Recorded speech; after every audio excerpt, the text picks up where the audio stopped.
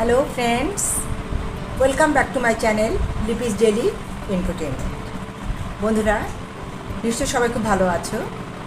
আমি কিন্তু ঠিক সময় মতো তোমাদের কাছে হাজির হয়েছি। আর আজকে রান্না ছোটো মাছের রেসিপি। বড় মাছ অনেকেই খুবই পছন্দ করে, তারা একদম ছোটো মাছ খেতেই চায় না। আবার অনেকে আছে যে ছোটো মাছটাই বেশি ভালোবাসে বড় মাছের চেয়ে। আমার মতো, আমার যেমন ছোটো মাছটা খুবই পছন্দ।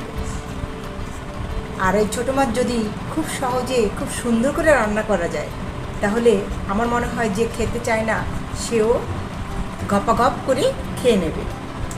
আর আজকের যে রেসিপিটা আমি দেখাবো সেটি হচ্ছে ট্যাংরা মাছ দিয়ে। ট্যাংরা মাছ অনেকের কাছেই কিন্তু খুব প্রিয় একটি মাছ, আমার তো দুর্দান্ত লাগে। আর আজকে সেই ট্যাংরা মাছের রেসিপিটাই শেয়ার করব। আর এর জন্য তোমাকে চুলোর কাছে খুব বেশি থাকতে হবে না, তাপে তেতে পুতে রান্নাবান্না করতে হবে না, কিন্তু একদম ঝটপট করে ফেলতে পারবে। আর এত মুখরোচক কী আর বলবো বন্ধুরা। তাহলে আর দেরি কেন বন্ধুরা, ঝটপট সাবস্ক্রাইব করে বসে পড়ো। দেখো দিদি কী রান্না করছে আর কত সহজে করছে।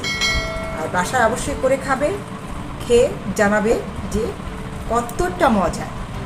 ঠিক আছে, তাহলে চলো আর দেরি কেন, শুরু করি।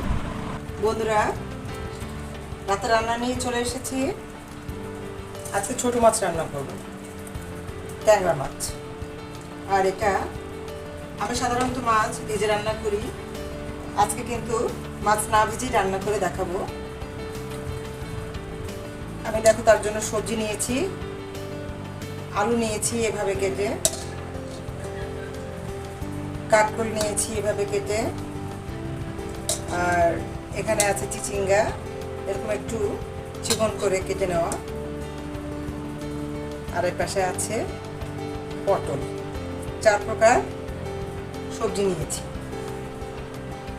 আমি সবজিগুলোকে এখনো কিন্তু আমি চুলা ধরাইনি, চুলা না ধরিয়েই আমি সবজিগুলো দিয়ে দিচ্ছি।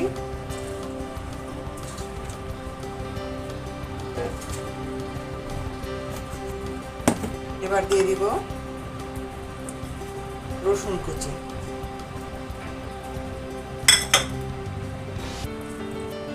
দুটো তেজপাতা ছিঁড়ে দিয়ে দিচ্ছি, পেঁয়াজ কুচি, এখানে 3টা পেঁয়াজ আছে,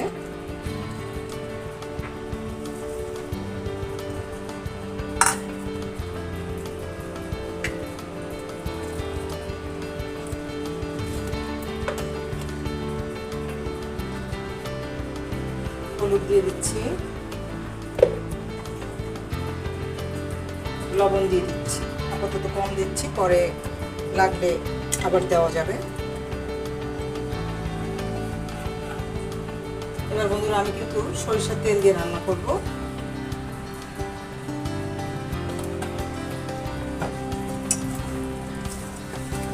আমি সবজিটাকে একটু মাখিয়ে নেব।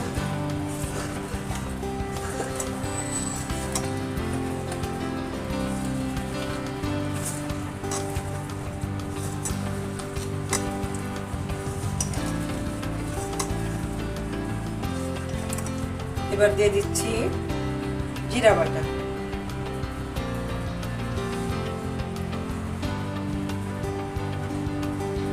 আর দিচ্ছি সামান্য আদা বাটা। হাত দিয়ে দিয়ে দিলাম বন্ধুরা, যেহেতু হাতে মশলা লাগিয়ে নিয়েছি।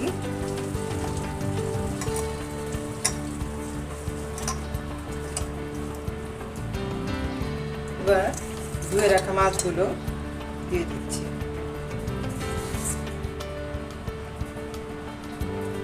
কাঁচামরিচ ভেঙে দিয়ে দিচ্ছি। মরিচে আমার খুব ভয়, আর সামান্য একটু তেল দিয়ে দিচ্ছি।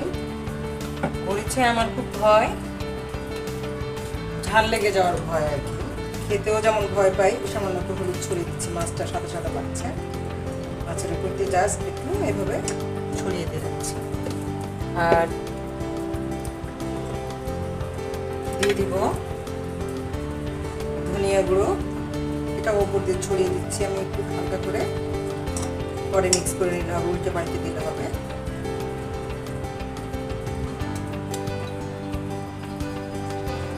আর আমি লাল লঙ্কার পুরোয় হাত দিব না, জল দেওয়ার পরে আমি ওটা দিয়ে মিক্স করে নেব। এবার দেখো হালকা জল দিয়ে দিব, বেশি জল দিব না বন্ধুরা। এবার ধনেপাতা কুচি, এবার দিব লাল লঙ্কার গুঁড়ো,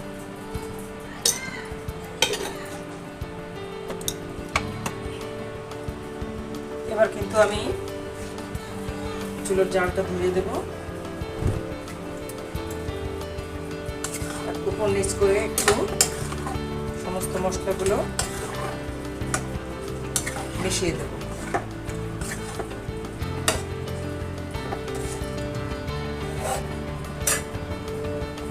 ঢেকে দিচ্ছি বন্ধুরা, জাল ওঠা পর্যন্ত ওয়েট করব।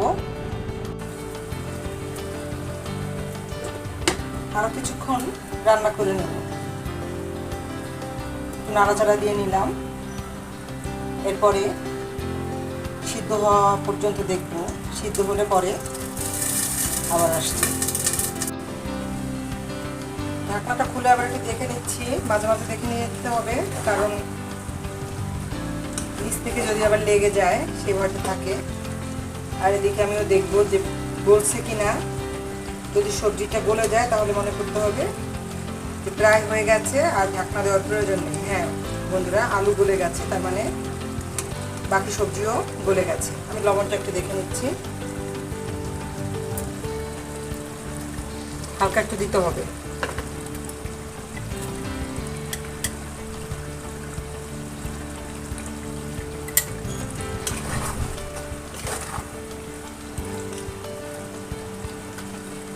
আমি আর ঢাকনা দিচ্ছি না, একবারে হয়ে গেলে তারপরে নামাবো।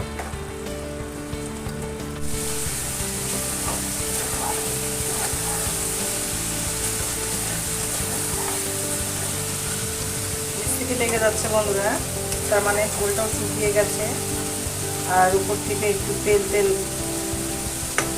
ছেড়েছে এরকম ভাব মনে হচ্ছে, তার মানে রান্নাটা কমপ্লিট। এখন বেড়ে নেব।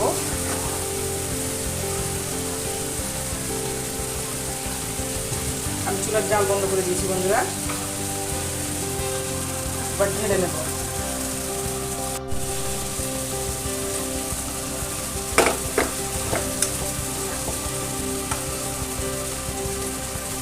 দেখতে তো দারুণ হয়েছে,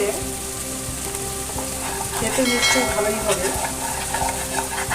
আসলে এই রান্নাটা আমি অন্যের বাসায় খেয়েছি, কিন্তু নিজে এভাবে না ভেজে রান্না করি নাই, আজকে করলাম।